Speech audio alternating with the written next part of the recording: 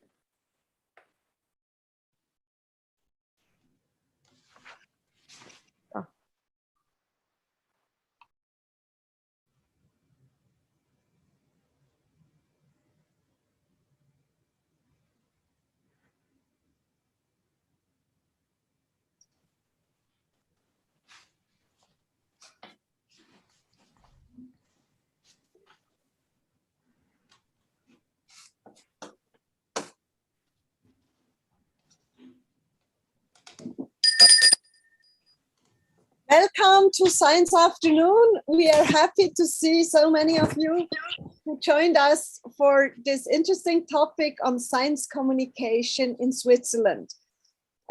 We have an English podium, but you have the possibility to hear it in German or in French. There is a sign on the right side of the bottom list where you can see Dolmetschen interpretation. Please join the language you wish, and you can also during our broadcast you can change languages as much as you want. We welcome two interpreters today, Maria Neversil and Odile Kaftalidis. Odile joins us from Greece, so we are really an international round today. But now we would like to welcome our podium. We have on the podium Mike Schäfer, Professor of Science Communication. Mike, could you say why is science communication so important for you? Yeah, good afternoon from my side to everybody. It's great to see so many people here. Science communication is, of course, important to me because it's my research object. I'm a professor of science communication, so I do research on science communication and try to figure out what works and what doesn't, and how do we have to engage with the public in certain settings or with certain questions. But it's not just my research object, it's also something that when I do my research in my projects, I try to communicate my research in various ways, starting from brochures and conversations with stakeholders and the public all the way to social media. Thanks a lot. So we now know who you are, and you were also the head of the commission who did this famous report we communicated a few days ago. Oh, you can't see the report. You can almost see the report. Maybe you can guess the report. You can also download it. How do you do this? You have to hold it closer to yourself. Okay, in front of myself, then it works. Thanks a lot. We have Can Kasut, Head of Communication at ETH Board. Can, why is communication so important for you? Yeah, also for us, for universities or research or science institution, communication is key because we want to have influence to give our knowledge we have and translate it to the society. We also have to explain what we do to society because they are our bosses. They, with their taxes, pay universities and research institutes. So I think we should be in a close dialogue between population, between people in Switzerland, and between us, the research institutes and universities. Thanks a lot, John. And then we have Susan Sukes joining us from the USI, from Ticino, and she has her roots in the US. She is Professor of Social Marketing in the Institute of Public Communication and the Institute of Public Health. Susan, why is this so important that we communicate with the public? Hello, everyone, and it's great to see you all here.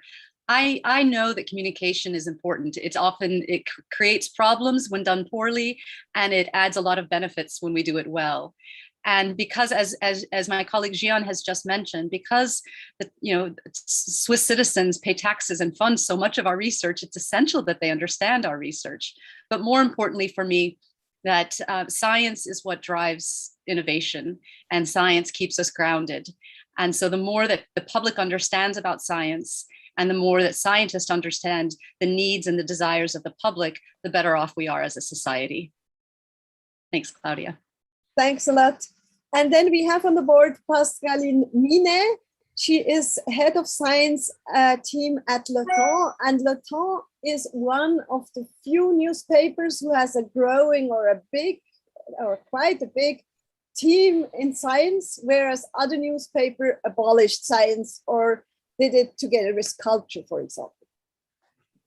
Yes, hello everybody. I'm very glad to be here. Yes, indeed, we have the chance of having a proper science section. We are not a big section, we are free journalists.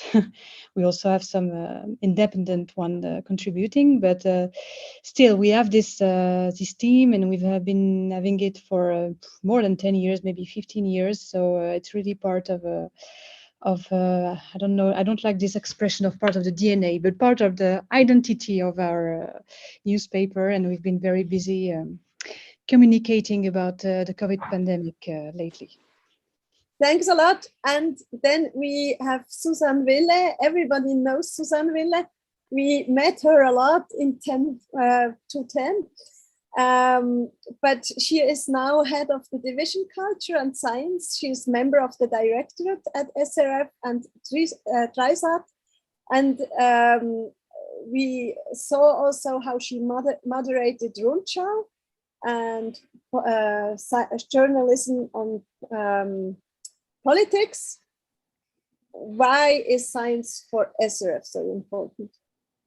Well, I consider it as one of the main responsibilities as a public media company to help people understand what's going on in an increasingly complex world. And I think there's where science comes into play for one argument. And then another one, as you all know, Switzerland is a direct democracy. So we vote on so many different issues, and many of them are connected with scientific elements. And thus it's just crucial for us to convey knowledge and to help understand what we're talking about, concerning the pandemic, 5G, biodiversity. I could go on for a long time, as you all know, but I'll make a stop here.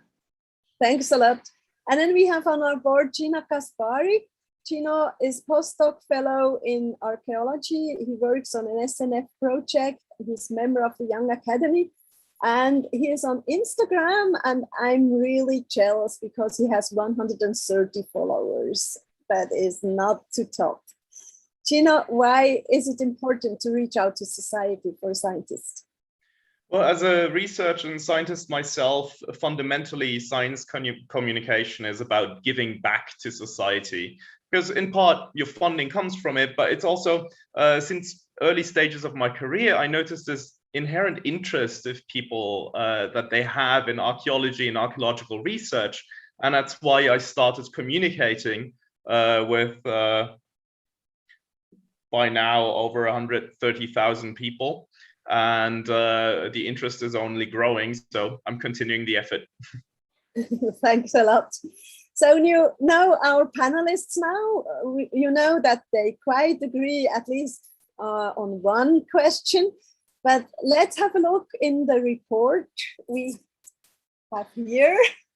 And Mike Schäfer, could you share a few slides with our public? I certainly can, yeah. I'll be very, very brief, I promise. I was asked very shortly to give you an idea about the contents of this report, Science in the Swiss Public, that was administered by the academies, the Swiss Academies of Arts and Sciences. And that focuses on the status, on the one hand, of science communication and public engagement with science in Switzerland, but also on its future in the form of recommendations of where we should go, essentially. And I'll very briefly wrap this up. You find the report under the link that you can see here with this QR code. The link was also posted in the chat of the call just now, so you can use that. It's online, it's open access. You can also order printed copies if you want. So with that, just a couple of words about the expert group. It was initiated, supported by the Swiss academies, and had 16 members that represent all linguistic regions of Switzerland, different types of institutions of higher education and research organizations, researchers from different disciplines, science communicators, as well as science journalists. And the group had a twofold mandate. On the one hand, we were supposed to assess the status quo of public science communication in Switzerland and of public engagement with science. And that's the status quo report that you can see here. And that is based on our synthesis of scholarship that is available, based on conversations with external experts, also based on what we have called a public review, where we had preprint chapters uploaded to a repository.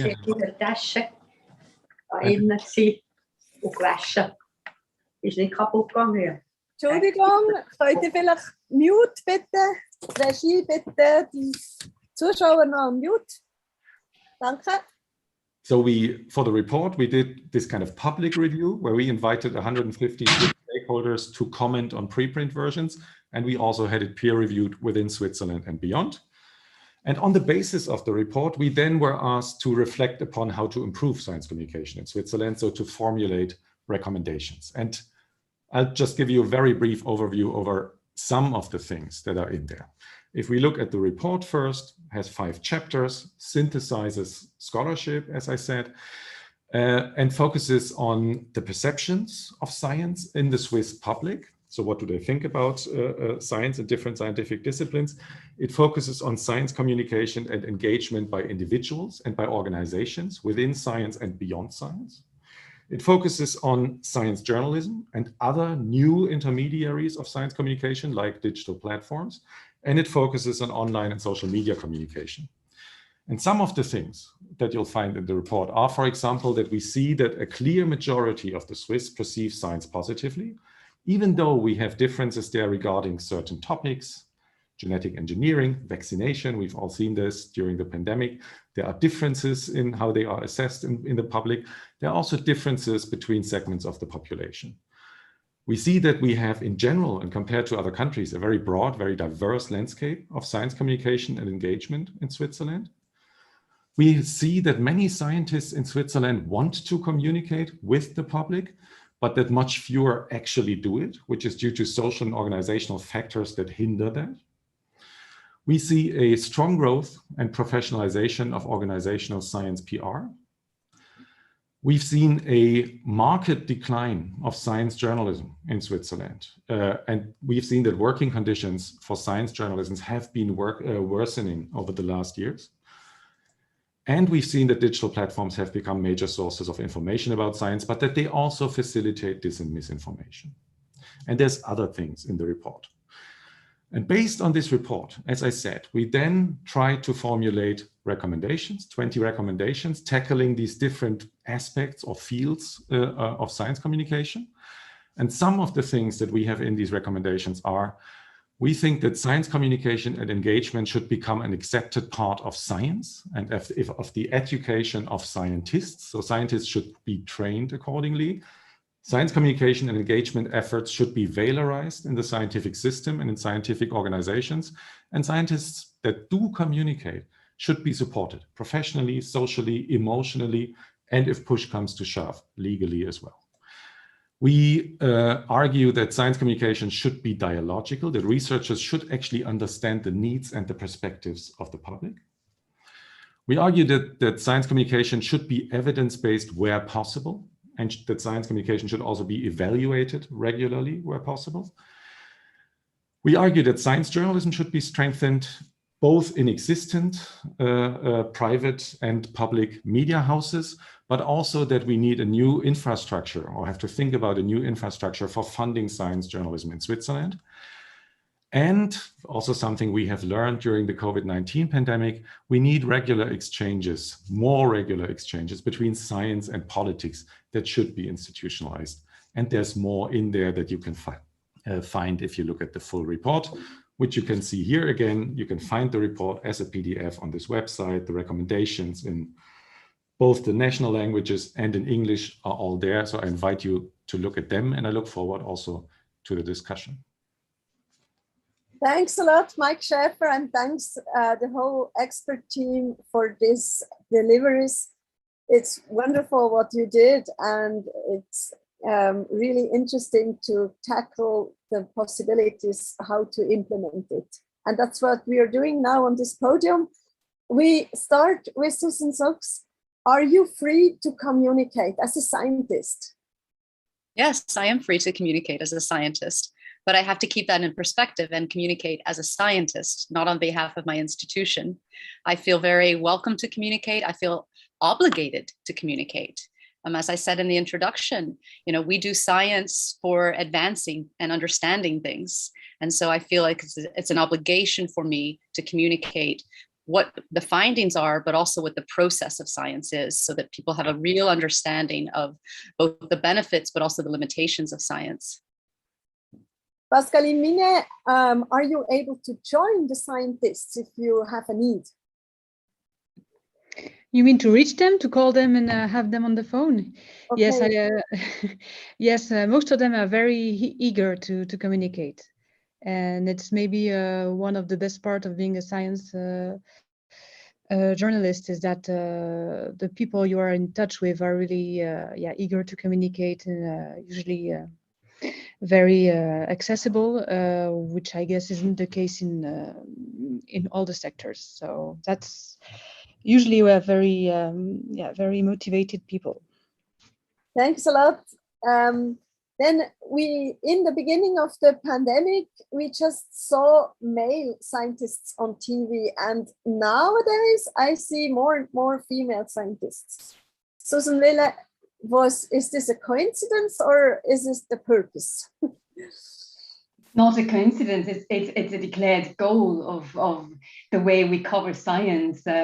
We have a so-called chance 50-50 movement going on, where the different teams, they measure the amount of women in the program, because I think visibility is crucial, also for an equal society. And thus they have put effort in finding female scientists who are part of the programs, and I see progress, which makes me very happy. We are not there yet. We are not at 50-50, and that is like just wanting to say we want to have more or less an equal share. But this comes along with something else that's also part of your insightful report, namely that scientists who expose themselves in public, they need support. Because there was one example where we had portraits of astrophysicists in one of our programs, and after this they were attacked quite heavily on social media, because obviously not everyone is used to have strong female scientists talking about their job, and even the university had to back them up. So I think that's part of the reality we are in. I do think it's really important, and also your report states in chapter 5, news media coverage focuses strongly on a small number of individual scientists.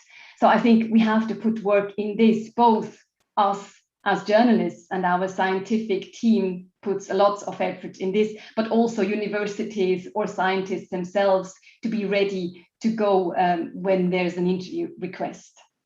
Thanks a lot, Susan Wille. Gina Kaspari, how is it for you? What are you doing to reach out to the public? Can you tell the podium? So basically what I'm doing is a mixture of publishing new research papers, breaking them down into simple language, telling people about the day-to-day activities of archaeologists in the field. Once in a while, I go live with colleagues in the field. So it's not just me representing archaeology, but I show a bit of the diversity of the field and the diverse activities, because we're such an interdisciplinary research topic.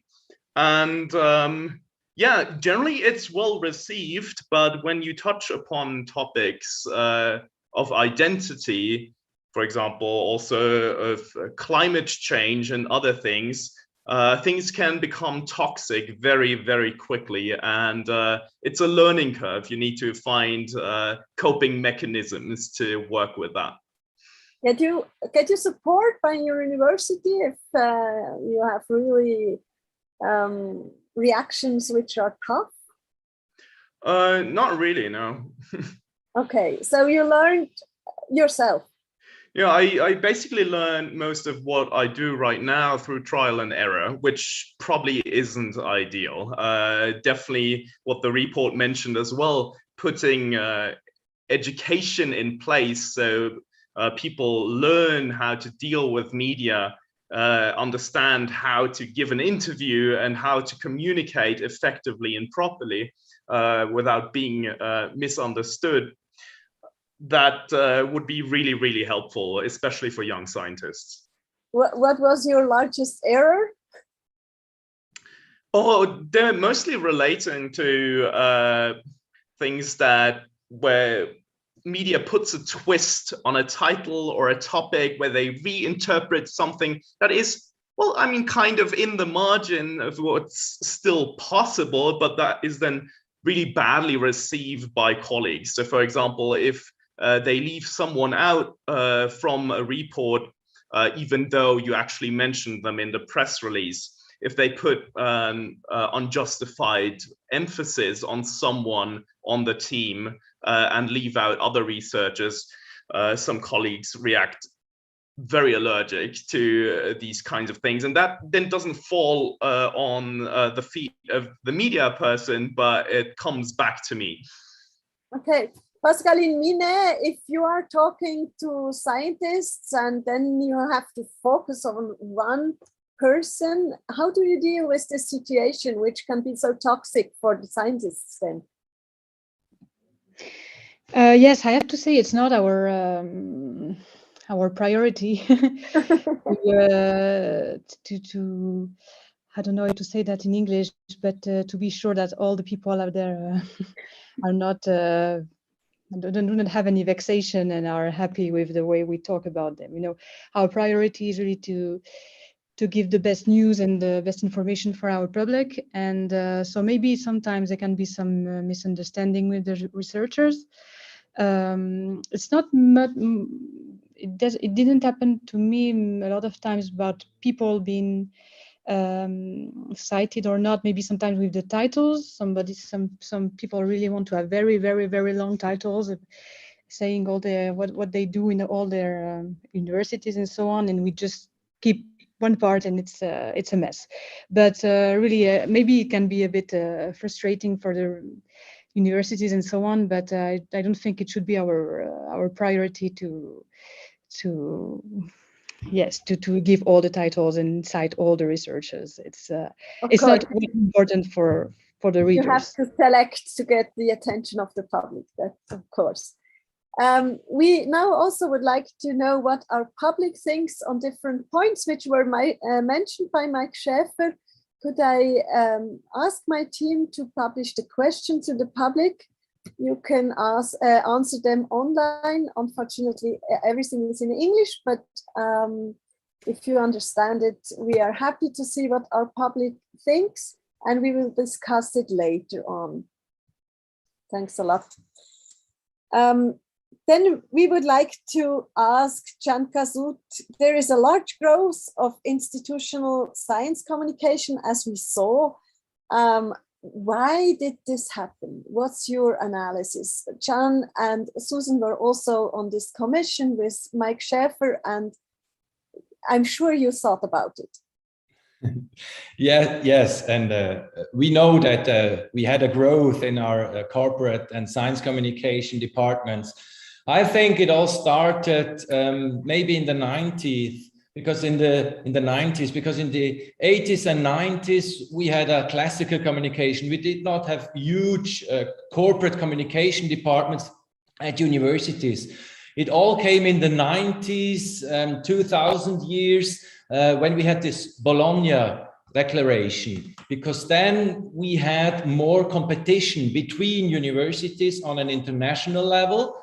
and also on a national level. For example, we had this universities of applied sciences and the universities and the ETH, and we had a new currency. It's reputation. You want to attract money, you want to attract students, you want to attract the best professors, and that way it all started with this communication, doing a professional communication for universities of applied science, even marketing to get the new students. So it's all started then. What we see now, I think it's a sort of a switch. We have now a new form of communication. We have social media. We have communication everywhere. We are corporate communication institutes. We lost a bit the control of communication, this top-down communication, where it goes with a press release to the media, with a president interview in the media, and then to tell the larger public. No, we now have everywhere discussions about science on social media, etc. So it's everywhere. And I think this is also a chance to have a new science communication. But it's also, obviously, it's also a challenge. And we play a new role, as Susan Wille mentioned. We have a new role. We have to give courses. How do I communicate? How can I communicate on social media, etc.? But we should also help. We should help maybe on a legal level or psychological. You can have real troubles as researchers. So I think it should be a strong monitoring from our side, and when we see someone from our people is getting in trouble, we should be there and help, but to motivate to do science communication. So I think it's a new role, and it's an important role also that scientists have to communicate. Thanks a lot, John. Susan Wille, how do you perceive this development at the public media house? Is it nice to have so much information from institutional communication, or how is it perceived? How could I be against good communications? However, there's a however to my answer. I think it's very important that science communicates with the public, but then it is crucial too to have well-trained, specialized science journalists who are able to read data, who are able to know what's in a paper and what isn't in a paper, who is able to detect the spin of a press release, for example, to understand, okay, what do we know now, but what maybe don't we know yet? And so I think if we have good communications in institutions, it is as important to have good science journalism. And I think this is a challenge, because also science journalism has changed a lot. Pressure is high. They have to analyze, sometimes ad hoc on a daily basis, what's going on with the pandemics, for example. And then also they have to detect communications and press releases, keep track with the current developments in science. So it's a challenging time for science journalists too. So I think there's two sides to this issue. Mm-hmm. And how is the development in Swisscommand? Pascaline Mine, we have a lot of innovation in the Swisscommand. We have Heidi News, we have EPFL communicating a lot, and we have joint venture between media houses and science institutions. How do you analyze the situation in the French part of Switzerland? I think it's like in the German-speaking part of Switzerland. It's in all over Switzerland. Those institutions, the communication sector of those institutions have grown a lot. I agree with Susan Wille. It's not really a problem that they grew and that they communicate so much. It's really, it's precious. It's a lot of information, and it's usually done in a very good way, very innovative. So we enjoy it. For me, the problem can be that doesn't really follow in the number of people, of science journalists in the media outlets. in the private sector, especially, but also I think in the public. And when there are more science communicators, a lot more than science journalists, yes, it can give a biased view of the situation. So of course I'm I'm speaking for my job here, but I do think we need more well-trained science journalists. And we do have some in Romandie with Heidi by Le Temps. We are in the same group now, and also by RTS. They're also very good science journalists. So, but more of them are needed. And maybe one last thing I would like to add. I have personally some problems, or I'm not really happy with those two words combining.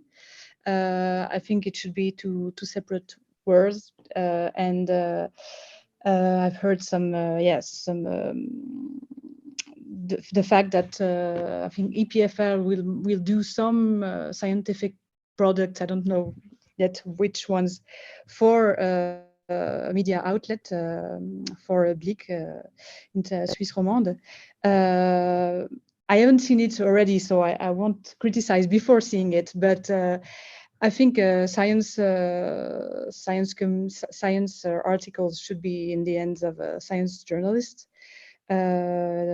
because they are independent and not in the hands of institutions, even though the institutions are very respectable and do a great job. Thanks a lot for the statement, Susan Sachs. Pascal Imine told us that we need more scientific journalists. What did the research group find out about that? How could we get more and strengthen science journalism in Switzerland? Well, those of you who read the report, you know that we have a lot more willingness of scientists to communicate than those who actually do communicate. And we also see a gender bias. And it's not that women don't want to communicate, but oftentimes journalists reach out to the men. They reach out to the people that they recognize, that they've seen in media before. And so to engage more people, we found that we need to incentivize. So we need to make funding dependent on it. We need to reward scientists within their institutions and within their discipline for communicating science, and we need to provide support for them, and that includes training. Not every scientist needs to communicate. It's kind of an inherent thing. You like to communicate or you don't, and if you don't, then put somebody on your team that does like to communicate. But what we do need to do is make sure that institutions support scientists in feeling more confident in communicating and learning how to communicate and what outlets to communicate, including, helping to control the headlines. We know that journalism has to be sensational to get the public to read it, but we have to help control the headlines to make sure that it's really consistent with the science that we're conveying. And that includes, that training in the institution to support, not control scientists, but to support them in understanding how do you communicate well to which publics. And not all publics are the same. Not being condescending and not assuming that the public doesn't understand science, but actually helping the public to understand what you've done, how you've done it, what it means, and what its possible relevance is to society. I truly believe that if we help support scientists rather than control them, we're going to have a lot more who are much more willing to communicate science. Thanks a lot. Mike Schäfer, let me come back to the science journalists. We heard there are fewer science journalists than science communicators. So what do we need for science journalism? What are the solutions which were developed in the expert team? I mean, that's one of the big questions that concerns people looking at science communication in many countries right now. So we see trends here in Switzerland, maybe even a bit less urgent than in other countries in Switzerland, that we see internationally in many countries. We have an erosion, if you like, of science journalism. We had media houses closing down science desks. We have fewer science journalists now. If you look at the membership of the Swiss Association of Science Journalism, for example, A, it's fewer people. B, more of the people that are actually in there now are actually institutional communicators than science journalists. So we have this process, and the remaining science journalists, if you do studies on them, report that their working conditions are deteriorating. They have less time, they have less resources, they had layoffs in their teams, they have to, at the same time, more information on their desks, they have to cater to more channels, they have to cater to social media, they have to do more things with fewer resources, and everybody can imagine what this does to overall reporting. And that's not the same in all the media houses. Thankfully, for example, we do have public service broadcasting in Switzerland, and that's a treasure that we really have to value and to keep. What we propose as an expert group is a couple of things. A, we would like existing media houses to strengthen the science journalism that they have and to network it across desks. So if you have science journalism, try to bring them in contact, try to bring them in dialogue with the other desks that you have, with the politics desk, with the economy desk, with the sports and culture desks, etc., so that there's a fruitful exchange in both directions. Also, that science journalists can learn from other journalists where the things that they report on would apply or might make a valuable contribution. We need to look at innovative ideas in science journalism and innovative platforms that have been developed in Switzerland also, and try to figure out, well, which ones of these is working well and which ones of these do we have to support? And working well essentially means finding the right balance between economic feasibility and editorial independence and quality, of course. And that's a difficult line to walk sometimes. And to do so, we have proposed that beyond the other aspects that we have in the system of science journalism in Switzerland, we think we need a new funding infrastructure. We need something that could have different organizational shapes. The most likely is maybe a foundation that is able to collect different kinds of contributions from maybe higher education institutions, maybe from other public institutions, but also from private sources, etc. And that finds a way to distribute these resources to journalistic projects that are either innovative or critical for science journalism, for science reporting in the country, so that they have the status of, if you like, a critical infrastructure. Thanks a lot about the solutions for private media. Susan Wille, what are the reflections on the same topic for public media houses? Well, I couldn't agree more with Mike Schäfer, who's implying that good journalism costs money. Good critical journalism costs money, and good science journalism costs money. And I do appreciate that you see our efforts. However, I have to be honest, and I don't want to sugarcoat anything. Also, our science team, and if we count all together our specialized science team, but also the colleagues who work, for example, in the health programs, we have over 40 employees with about 30 full-time positions. And yet, as you mentioned, Mike Schäfer, the workload has heavily increased. Not only because of the pandemic, but also because of the new media ecosystem that Gino Gaspari knows well enough. You know, they have to do more with less resources. And I think that is a very, very big challenge. So we have to put attention to this development, because also questioning reports, doing investigative journalism needs time. And this goes, parallel with the daily pressure that we see in these days. And yet, I do think we have a big opportunity here. If you mention interdisciplinary work, here also, I couldn't agree more.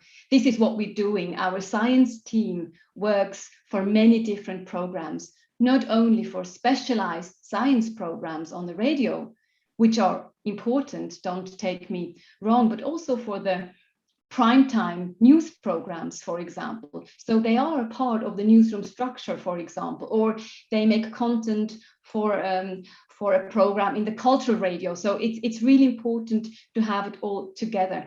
And I see a big opportunity because I think with the pandemic, everyone has realized that science is news. Hardly a day goes by without science journalism. And I see another opportunity why it is so important to have science journalism. It's the dialogue with the public. You know, our journalists, they no longer just do analysis or features for programs, but they also interact with the public. They answer questions in times of uncertainties. And I just really support Mike Schaffer's vote on that we need to strengthen science journalism over the country altogether. Thanks a lot, Susanne Wille. Gina Gaspari, do you communicate and dialogue with the public, or do you just inform them? Look, I think that is one of the major advantages that individual science communication has over traditional institutions and media. Media has kind of started to catch on a little bit with this personalized communication. But what you manage as an individual scientist is to build trust over time. And very often that is more valuable than actually relying on the public to understand information, is for them to trust you that what you are delivering as information is actually correct and reliable. And that's where I see the main advantage. And so as scientists, we get to essentially be the person at the source of the data, and we get to break it down directly to a broad audience. Gian-André Casut, how do universities react on this trend? Do you also take up the questions from the public? Maybe I address you in your former function where you worked at the university press office. How do you help to bring scientists into contact with the public? And do scientists just communicate one way, or do they also ask what people want to know? I think it was always important for both sides to have a dialogue. Also scientists, they like to have a dialogue. What formats did we have and do we have here in the HH domain? Next week we have Scientifica, this huge fair of science events at University of Zurich and ETH Zurich, or it's in 2 weeks. What we have are these open doors at universities nowadays. It can be from a laboratory, but it can be from the university. And we also have these different formats like science, coffee, etc. And as I said in the beginning, I think a new channel is also social media. And there, a lot of scientists have a lot of discussions. When you take Reto Knuti, for example, he once joined a course of Twitter course at ETH Zurich, started with Twitter, was learning it, and we were trying to helping him. And then he learned, and he had a lot of discussions on Twitter with opinion leaders, with the larger public, with journalists, etc. And I think this is a new way of dialogue. And just to take up the point before, for us, it's always very important to have really good science journalists, because they help us also to get into a dialogue with society. And that's why for us also science journalism is key and very important, to have a good translation of science to the larger public, to have also a critical optic to us, and to avoid this gap between the headline and the text, because science journalists, they are very reliable because they understand the text, etc. When we have problem, it's often when we are in front of a lot of political journalists who says, here we have this opinion of science, and then they ask economists and telling them, you have another opinion, and then try to have a sort of a fight. But in fact, our position is more to give scientific background, scientific information, and then it's up to different parties or politicians or larger population to do with it, interpret it, or have an opinion about it, and then do their vote or etc. So it's also important to have science journalists. Gian-André Casut, thank you very much for this analysis. Lucy Stoss is my co-moderator, and I see that we have 22 questions in the chat. Can we have one question from the public and do the other ones at the end of the broadcast? Yes, we just got an interesting one regarding science communication in COVID and climate. Joel Graf, he noticed that it's mainly people from natural sciences or medical backgrounds that communicate science. But he says, well, this is very important in order to understand pandemic or climatic phenomena.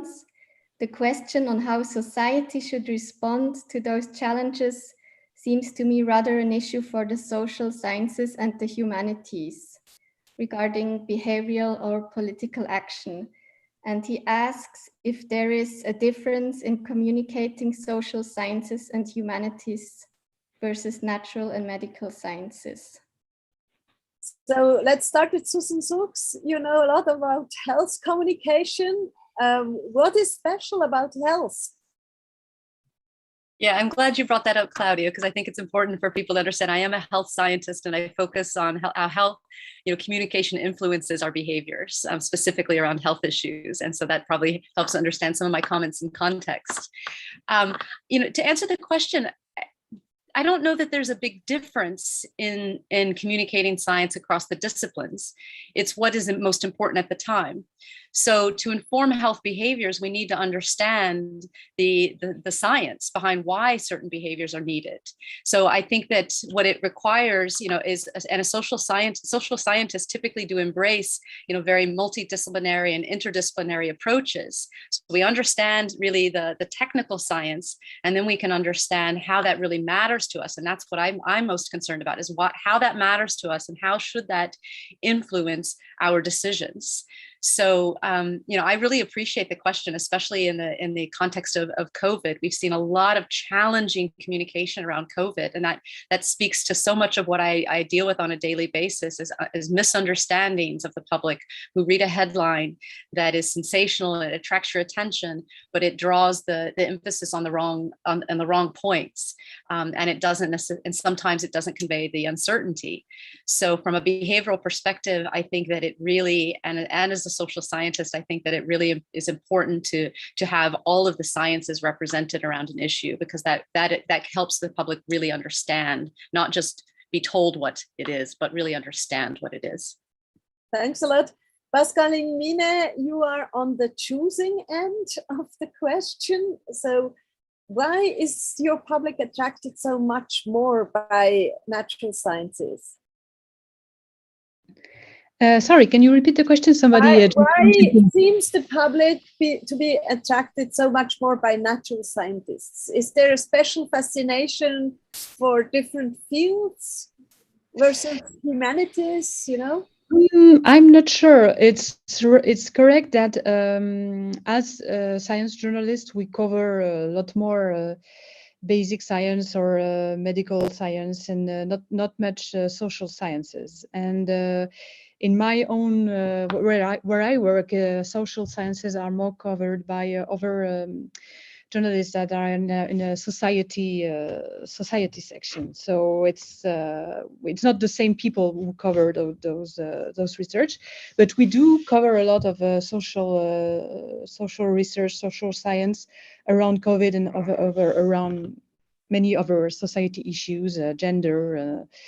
Also climate and so on. So we try to do it, and I don't think there's a less interest in the public. So yes, it's just a matter of people being able to do it also in the newsrooms, because social science is also a specialty like covering health or covering environment in my point of view. What's the interest of the Swiss public, Susan Lille? You do a lot of surveys at SRF. Yes, maybe just let me add something to Pascaline and Susan. It's from an audience perspective, the different disciplines, they are intertwined. So we focus not only on like medical issues or, as I said, concerning COVID-19, but the audience also wants to understand how does the pandemic impact their daily lives, or, for example, why are we prone to fake news, which is a different field of science. And this is why, for example, on our new digital programs, we talk about Wissen and not Wissenschaft, because it all comes together, you know, in trying to understand the world. And you mentioned our research.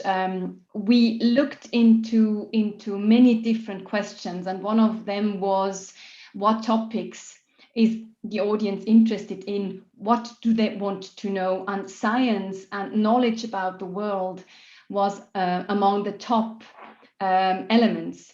Also, with the audience under 45 years old, this part of audience that we don't reach well enough at the moment because of the change in media landscape and media ecosystem. And for this reason, we have decided that science and Wissen is a strategic priority, that we invest in science programs, we invest in science channels on digital media and online. And also I read your insightful report very carefully, you know, stating that the internet is the most likely source for the Swiss population to encounter inaccurate scientific content. That's a serious problem. And this is why we also have to be in the internet with content as Gino Caspari does it, for example. So that in a nutshell, science is strategically important on a content realm for us.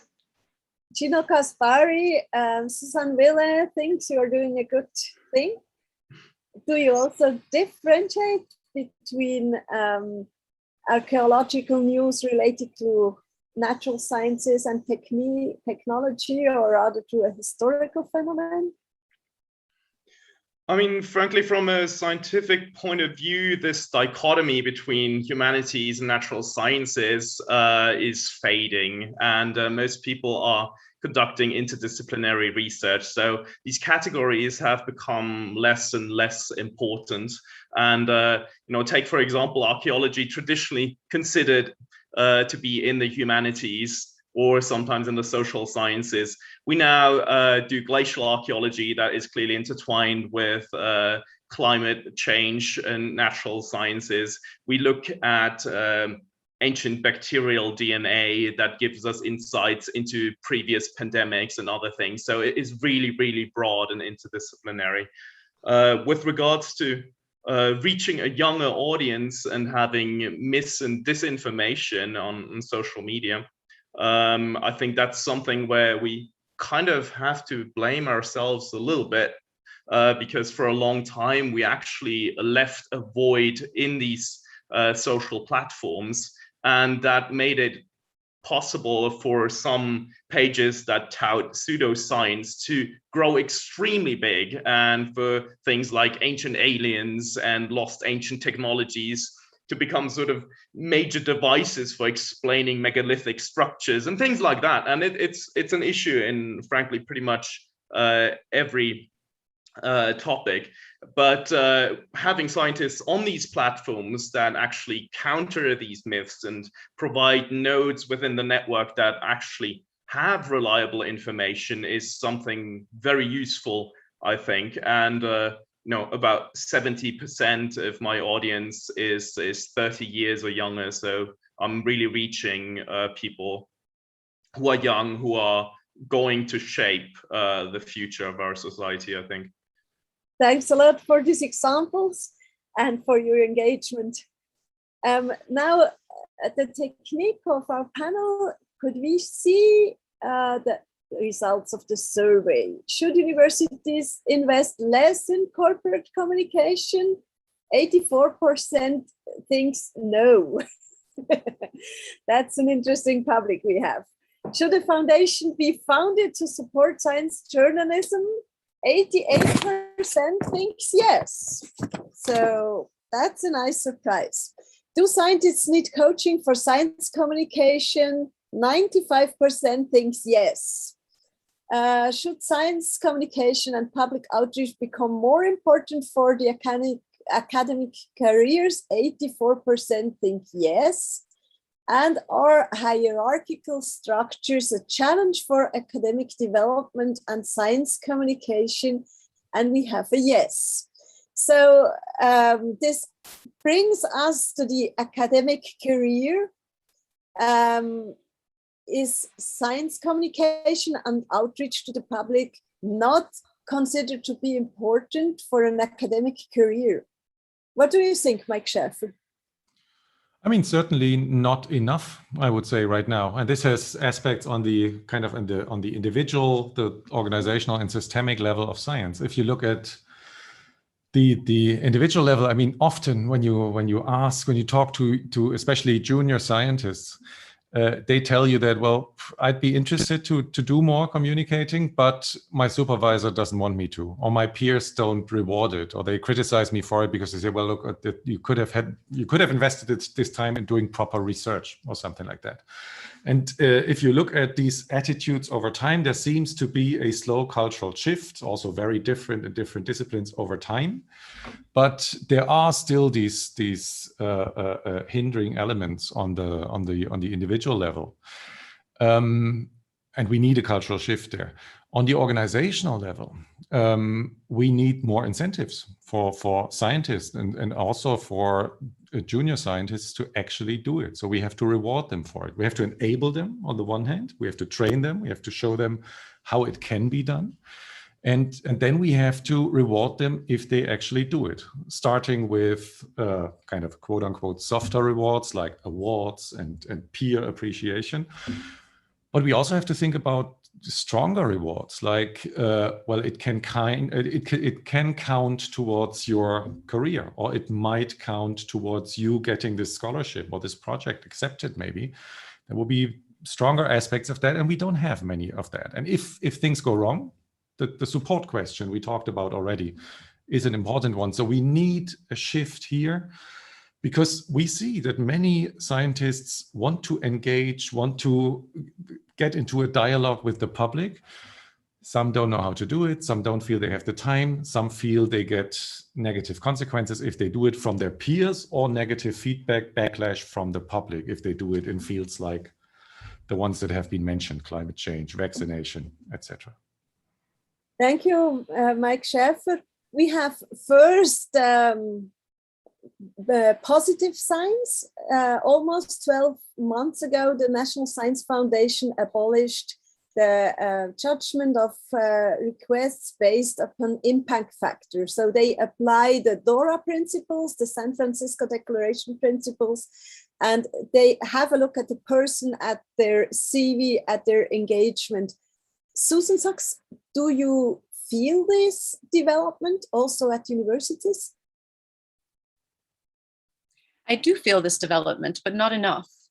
I think that institutions are slow to change, and we see that. So while there is maybe statements saying we appreciate this movement, really on the ground, I think it's very slow to uptake. And what does Gino Caspari think? Does your activity have an impact, a positive impact on your career, or are you just enjoying yourself, or just an engaged citizen? Well, it is a huge investment of time and resources that has to be considered. And the reaction has by far not only been positive among colleagues. I mean, academic landscapes are competitive, and especially when you have internal power dynamics, power structures, where someone is above you that would like the exposure, for example, that can lead to consequences. And that's something that one has to be aware of when you actually start a science communication effort like this. So I absolutely agree. There are not many incentives in place at this current point in time. And I think realistically, it's just going to take a generation till things start to change, like generally in academia, actually. It's a triple for an archaeologist, a generation. In one sentence, Gino Caspari, what would you like to change? The academic culture around communicating, I think. Thanks a lot. This is our last round. Pascaline, Mine, what would you like to change? Oh, I would like to see more interest in the leaders of our newspaper in the private sector. I think they are still not convinced science is important, even with the pandemic. It still isn't a top priority for them, and yeah, it takes time. Susan Socks, what should change? I think we need more scientific communication with the public, not to the public, but with. So we need to keep our ears open and listen to the public just as much as we inform the public. Can Kasut, what should be changed? I think we should have a tool and find the public that we don't get, because we have an amount of a public that with science communication we never get, and I think we have to find out how could we get and have a dialogue with everybody in society. Thanks a lot. Susan Wille, what are the changes which are needed? Well, I think it's so important that scientists are being heard, that science journalism is able to, as John André Kasut said, is able to be heard too in times of fake media, in times of also an infodemic, and that we tackle this together, each side with its own, tools and skills and realms, but that we invest all together in good science and good science journalism in times where the public needs qualified and solid information and not half truth and manipulation. Thanks a lot. And the last word has Mike Schäfer. What needs to be changed? I mean, I think quite a few things. All that has been said, I agree with, and that's also why we ended up with 20 recommendations and not just 3, because it's quite a few it was criticized, you read it. Yeah, but if you actually want to tackle a couple of fields, that's what it takes, and it would take more potentially. No, on top of what has been said, and I agree with the dialogue focus, and I think somebody mentioned the ecosystem. It was Gino or Susanne, I don't quite remember. I think we have to see science communication as an ecosystem that has different components, different audiences, and that needs a diversity of different kinds of science communication. And that starts with us as scientists, where we often look at science communication in a way that we look at scholarly communication. We say, well, we'll simply explain things to people, right? We'll simply convey facts, and then they'll understand and change their opinions and behave accordingly. And we know quite well that for many people that doesn't work like that. So I think looking at ourselves, looking at researchers, trying to diversify, not necessarily change entirely, but diversify our look and approach towards science communication is something that needs to change as well. Thank you very much. And we heard a lot that the young generation is a different generation in how they produce and consume scientific content. That's why the Swiss academies have this pre-media newcomer. And on August 25, next week, we will give the panel free to our finalists at the pre-media, Simone Pengue and Chloé Carrière, who will demonstrate to the public how they would like to communicate. Simone Pengue with a new way of filming, and Chloé Carrière with the Chloé Galactic Show. And will be joined by a young journalist from SDA, Keystone SDA, and from a member of the Young Academy. So we invite you to join us again. And we just learned that we will have a special guest. There is a film on Gertrude Walker, one of the first female scientists in catalytic chemistry at the University of Bern. She worked between the First and the Second World War and had really a brilliant career. And she will have, there will be a documentary, and the team of the documentary will join us to show us about The Pacifist, this new film, which was also co-produced by SRF, we heard coincidentally. And yes, we will invite a chemist or a female chemist to discuss the scientific and the historical background. And because we have so many questions, we asked our panel to stay for a while after this broadcast to discuss. If you would like to stay, you are free. And if you have to go back to work, you are free to leave us. We say hello to our interpreters. Thank you very much for joining us. It's incredible what pandemic learned us, that we can join together from Greece and Switzerland to have together, yes, an interesting hour. Thank you very much for being with us. And yes, the discussion is open. The technique can open also the microphone if you like. And then we have a small chat with the remaining public who doesn't have to go to work now. Goodbye for everyone who has to leave. Lucy Stoss, kannst du mir schnell, Lucy Stoss, can you tell me the questions which have been posted in the original language if you want? Yes, they are all in English. Okay. So I will start with the very concrete ones regarding the report.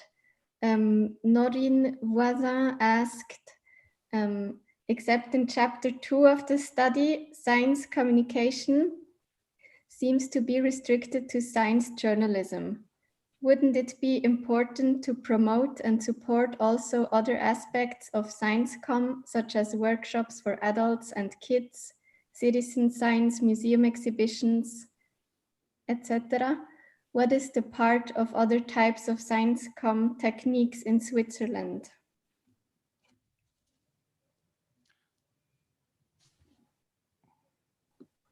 Yes, that is a question for you. Just hop in, yeah, of course. Thanks, Noreen. No, I mean, I totally agree with everything but one thing, which is that it's not, I mean, you can always talk about how extensive these issues should be tackled in the report. But I mean, they are in there. They are in the first part where we talk about where, for example, the Swiss public gets in touch with science and their museums play a role, for example, and other forms of communication. We have it in the second part where we talk about communicators as well. And so I would say it's in there. It's also in the recommendations where we do recommend that we need participatory research formats, for example. We do need this kind of exchange between science and the public, and because both sides can actually learn from that. And I think on the if you like, on the programmatic level, I totally agree with what you've said. That's what I try to say with my final statement, that we do need to understand this as an ecosystem. A question that I get asked quite often as a science communication researcher in different settings is, well, how should we communicate this and that? And my standard answer is, well, there's not one way. It depends on what you want to do. It depends on whom to whom or with whom you are talking. So you need various ways, you need diversity, and you need, of course, things like citizen science. And museums are doing a great job in Switzerland. We have I just came back yesterday from Technorama with my kids. So we do have a great and very rich, and richer than other countries, environment of various forms of science communication in Switzerland. And we need this variety and this diversity. And then we see a question, somebody asked us, is there a recommendation for special formats which are really good for scientists, like a blog or a YouTube channel, or yes, this was a question by Benjamin Savicki. Susan Sux, do you have an idea what is particularly well to communicate to the public? Yeah, the simple answer is, where is your public? And that's the channel you should use. So yeah, if they're on social media, be on social media. If they're reading traditional, print media, be in print media. But as I interpreted the question, it was also about where a scientist should start. You know, should you go through formal trainings, or should you just start to do it and kind of learn by doing? I also think that it depends. You know, some people are natural communicators, and so you can and are risk takers. So you can, you know, go out there, take some risks, start communicating to the public, and learn by what you did well, and also learn by what you didn't do well. You know, there are some dangers in that, and I think that's so. If you're not a natural communicator, you need the training, and I strongly recommend you get training. For those who are natural communicators, you know, you might communicate really well to certain audiences, but that training could help you communicate better to other audiences. And I've seen too often scientists make mistakes whenever they haven't had training. They stress the wrong words, they come across as condescending, or they assume too much knowledge, too much information. And so it's finding that fine, you know, line of communicating well with your publics. So back to your point, where your public is, that's where you should be. But training helps. Thanks a lot. Then I was contacted by Klaus Bonanomi from SRF. Klaus, möchtest du deine Fragen stellen? Wir haben auch gesagt, deutsche und französische Fragen sind okay. On peut aussi poser des questions en français. Klaus, bist du online? Ja, sehr gerne. Ja, hallo, guten Tag, good afternoon, everybody. Ich hätte einige Fragen, die ich dann für meinen Rundfunkbeitrag morgen stellen würde, aber ich will da nicht die Diskussion jetzt schon abwürgen. Wenn es keine weiteren Fragen mehr gibt, dann... Das ist kein Abwürgen, das ist eine neue Art von Kommunikation. Wir sind jetzt Zeuge der Sendung von morgen. Genau, Sie können jetzt live mitverfolgen, wie eine Radiosendung oder ein Radiobeitrag entsteht, genau, nämlich indem man einerseits, ich habe dieses Panel mit großem Interesse verfolgt und würde eben gerne einige Fragen auch noch auf Deutsch stellen, weil wir aus Deutschschweizer Radio nicht gut unsere Gesprächspartner und Partnerinnen auf Hochdeutsch, auf Englisch hören können. I just will inform Susan, journalist from the Swiss radio, who is now talking, posing a few questions in German for his radio broadcast tomorrow. Feel free to stay because we are switching to English later on. Thanks. Meine erste Frage geht eigentlich an Susanne Wille und auch an Mike Schäfer.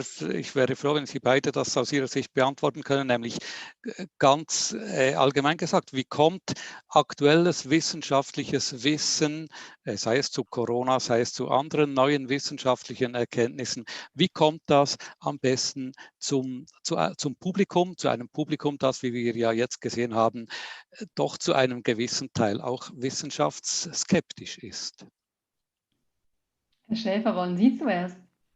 Ja, ich kann es versuchen. Ich meine, das ist eine schwierige Frage, weil neues wissenschaftliches Wissen vielfältig ist, weil Publikum sehr vielfältig ist, so dass es gar nicht so einfach ist, da auf dieser übergeordneten Ebene eine Antwort zu geben. Also was wir sehen ist, dass, wenn man gewissermaßen auf der Ebene der Schweizer Gesellschaft sich das anschaut, was wir machen unter anderem in unserem Wissenschaftsbarometer-Projekt, dass viele Menschen nach wie vor Nachrichtenmedien nutzen. Also Journalismus ist nach wie vor bedeutsam, aber Journalismus erreicht viele Menschen mittlerweile nicht mehr gewissermaßen in Form der journalistischen Produkte, sondern über soziale Medien oder über ihre Timelines auf sozialen Medien, spielt aber nach wie vor eine wichtige Rolle.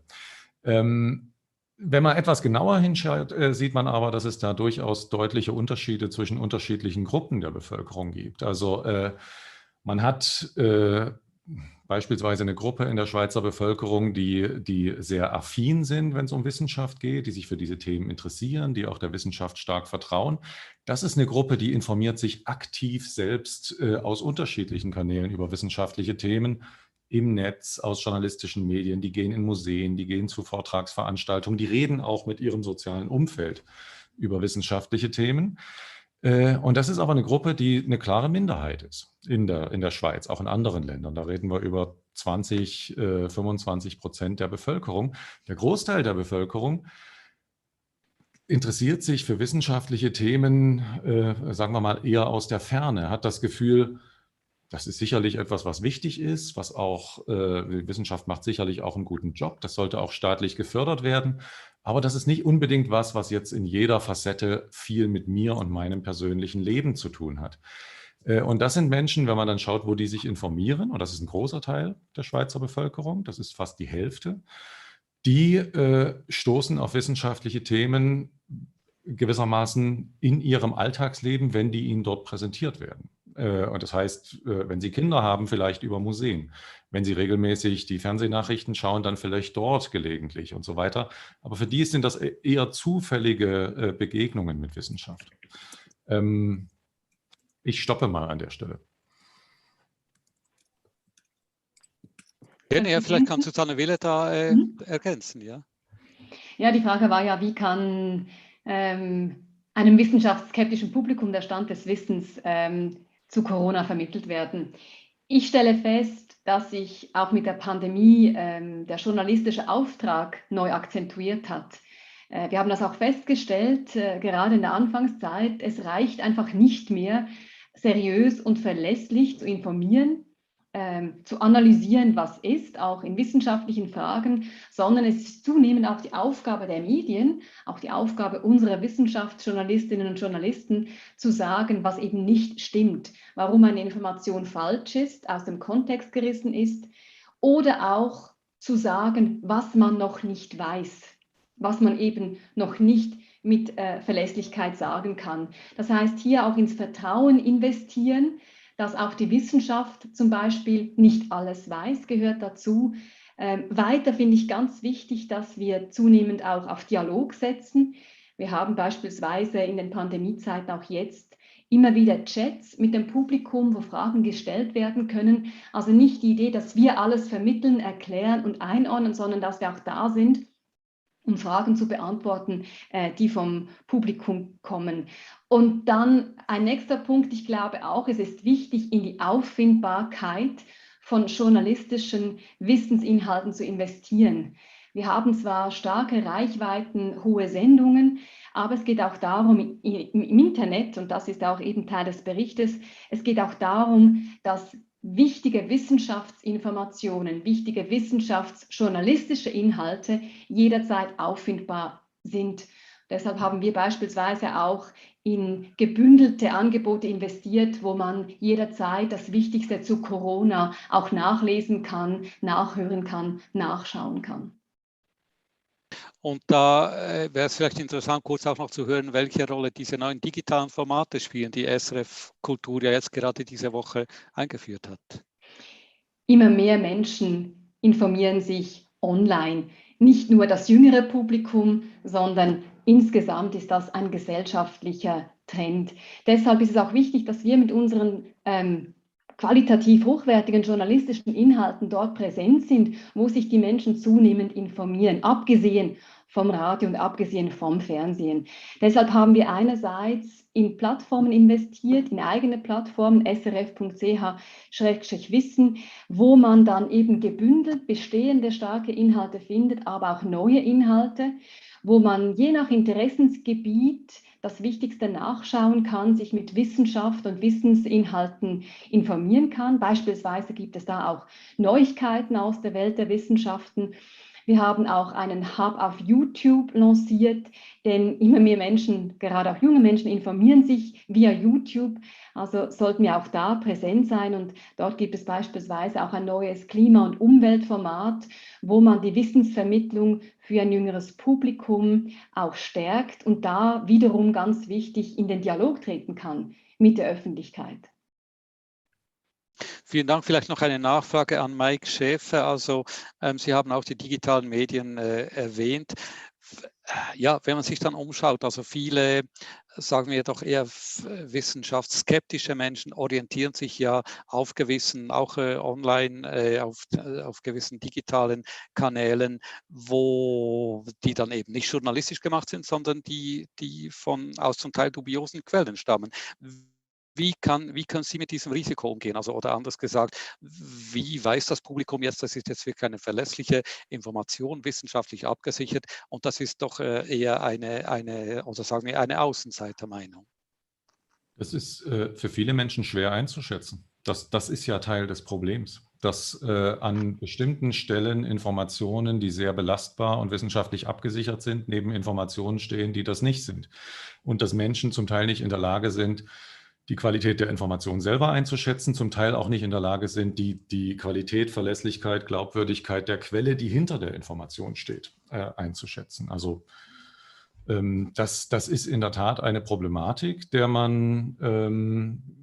es schwierig ist, entgegenzuwirken. Also was man gesehen hat in der Covid-19-Pandemie ist beispielsweise, dass der Druck, der öffentliche, der politische, der gesellschaftliche Druck auf Plattformanbieter gestiegen ist und dass beispielsweise Facebook, das Twitter, das andere angefangen haben, stärker problematische Inhalte auszuweisen, zu flaggen oder sogar von der Plattform zu werfen, also zu deplatformen.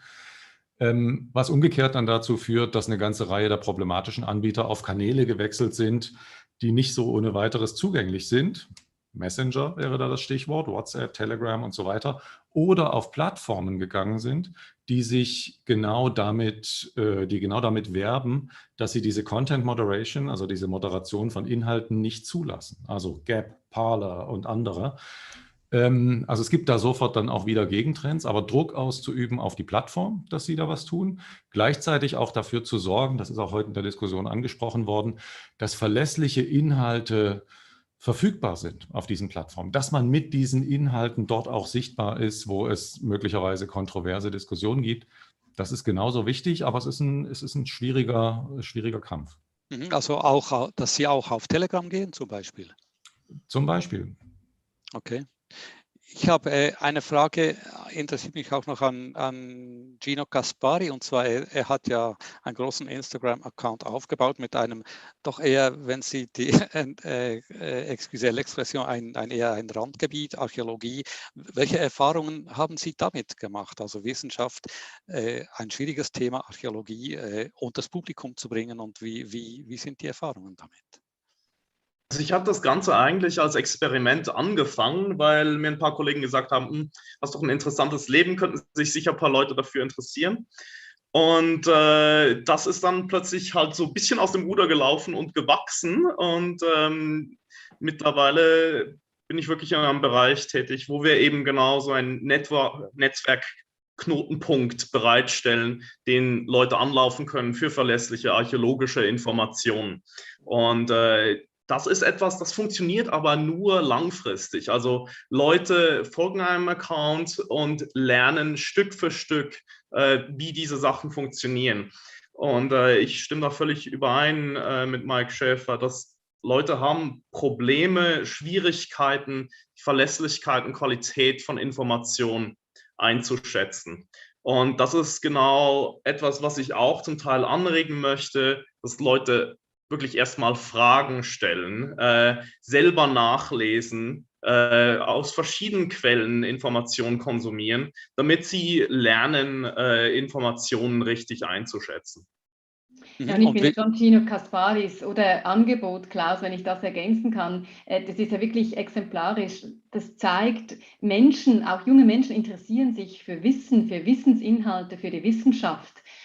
Das zeigen auch unsere Studien. Es ist nur eine Frage, wie vermittelt man diese Inhalte, wie erzählt man die Geschichten, wie macht man sie verständlich. Und so, finde ich, bieten auch die neuen Medien, digitale Kanäle neue Chancen für die Wissensvermittlung und die Wissenschaft. Und andererseits denke ich als Journalist nun wieder, Gino Caspari, Sie wenden sich direkt an ein Publikum, also ohne den Umweg sozusagen über ein Medium, das er vielleicht auch auswählt, gewichtet. Haben Sie das bewusst so gemacht? Sehen Sie da nicht auch die Gefahr, dass man eben, dass der Absender da nicht ein vielleicht anerkanntes journalistisches Medium ist, sondern der Absender ist ein Wissenschaftler, von dem ich nicht weiß, wenn ich den Namen nicht genau kenne, wie seriös ist der, was macht er genau? Ja, also ich sehe mich ganz klar nicht als Ersatz für traditionellen Wissenschaftsjournalismus. Aber ich denke, die traditionellen Medien haben ein Stück weit auch ein bisschen ein Glaubwürdigkeitsproblem, zumindest bei gewissen Schichten der Bevölkerung. Und das kann man ein Stück weit kontern, indem man eben sehr persönlich kommuniziert, auch als Mensch in Erscheinung tritt, der eben Wissenschaft betreibt. Und über die Zeit baut man so Vertrauen auf. Also man wird dann wirklich zu einer Referenz für die Leute, die diesem Account folgen. Und ich habe vor kurzem gerade mir mal die Daten angeschaut. Es ist also nicht so, dass Leute nur sporadisch mal einen Post oder so von mir konsumieren, sondern ungefähr 86% der Leute folgen mir über 1,5 Jahre und konsumieren regelmäßig archäologische Informationen. Und über das erzielen die, glaube ich, dann schon einen gewissen Lerneffekt und erweitern ihr Wissen, was archäologische Wissenschaft und Wissenschaft im Allgemeinen angeht. Also sie verstehen dann ein bisschen mehr, wie eigentlich diese Prozesse ablaufen. Und haben Sie da auch so was wie eine Fragefunktion oder Kommentarfunktion? Also können Sie da auch in Interaktion treten mit Ihrem Publikum, eben Stichwort Dialog? Ja, genau, das ist eigentlich eines der schönen Dinge an sozialen Medien, nämlich dass Interaktion messbar wird. Und deshalb sage ich das auch, da haben institutionelle Accounts haben immer ein bisschen Schwierigkeiten. Also die sogenannte Engagement Rate ist immer relativ tief bei institutionellen Accounts, wenn man jetzt die Accounts von Universitäten etc. annimmt. Da bekommt man jetzt keine Anfragen von Studenten, die ein Problem mit ihrem Studium haben, Entscheidungshilfe möchten und so weiter und so fort. Bei mir war das immer relativ hoch. Ich bekomme täglich, keine Ahnung, 150 Nachrichten. Die meisten Posts werden von über 50.000 Leuten gesehen und so im Monat erreiche ich was zwischen 1,2 und 2 Millionen Menschen. Also es ist schon deutlich, dass die Leute nicht nur konsumieren, sondern auch interagieren. Sehr interessant, vielen Dank. Für mich ist das in Ordnung so. Es war sehr interessant, auch mit Ihnen kurz sprechen zu können. Und wenn Sie mögen, hören Sie morgen um 12:45 Uhr ungefähr auf SRF 1, was daraus geworden ist, wenn die Aufnahme geklappt hat, was ich hoffe. So thank you, everybody. And I don't know if Claudia Appenzeller would like to take over again. Thank you. Thank you very much, Klaus. And we surely join you. As we know, you have also a wonderful archive. We can join you anytime, but also tomorrow at afternoon. So we have one last question. How should science react on statements of politicians if they are wrong? Who would like to answer this question? Susan? Do you have an idea? Is it okay to correct a politician, or do we then have a nice confrontation and strong headlines? Is this for Suzanne Wheeler or for me? For you. Okay, I was hoping Gian would take this one. I know. I was reading your face. she will add her opinion. Super. My perspective is that if they're wrong on the science, we have an obligation to correct. We just have to do it in a very in a collegial way. If we aim to be productive, we have seen, especially through the pandemic, where science and politics clashes. And you may have even seen the article, it was either this morning or yesterday in the NZZ about, this may be a good idea from a science perspective, but politically it's not manageable, referring to tests and the 3G events. And we have to understand that, we have to respect that. Where I come from in health, all health is political, and mandates and political actions and investments are political decisions. So when politicians get the science wrong, we have an obligation to correct that. But if we can do so in a collegial way, assuming that the politicians have misunderstood or misspoken, then I think we're going to make better progress. Whenever we engage in a fight with politicians, nobody wins. And certainly the public doesn't win. So I think that, yes, we have to be there, but we have to be very respectful and also understanding the point of view. Politicians are elected and they want to be re-elected, and they're speaking to their constituencies. So they may twist things so it fits their ideological perspective and so forth. And we have to understand that. We may not agree with it, but that is what it is. Just like they also need to understand that science sometimes is very inconvenient. We have inconvenient truths that don't fit what we want them to the results of science don't fit with what we hope they would. And so I think it requires a good dialogue and also building a trust and understanding that we're coming at this from a sincere perspective. When politicians really twist things, and they have, you may have seen an article where I confronted a politician a couple of weeks ago here in Ticino who really was not being productive. And, you know, you can do that in a collegial way. That's what I'll leave it at that. Thanks a lot. Susanne Wille, would you like to add a last I think word? it's not up to me to tell scientists what they shall do if they are confronted with wrong information. However, I think we have to try to eliminate everything that adds to the overall confusion and challenge, you know, just from the audience perspective. Once again, just look back. A few months ago, the public had to learn so many new and challenging things. Wert, Impfdurchbruch. What's the difference between an epidemiolog, virolog, infectiolog? So a huge challenge, you know, and then there's also with the development of the coronavirus, for example, also science trying to find out what are we confronted with.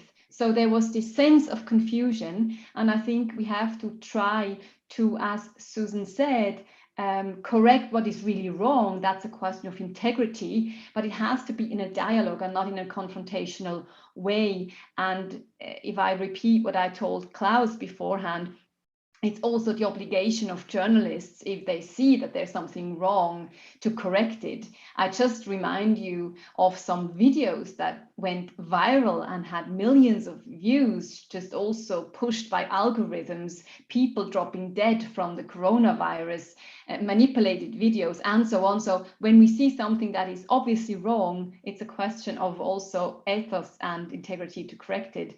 But we have to be in a dialogue because there is an overall confusion and we shouldn't fuel it.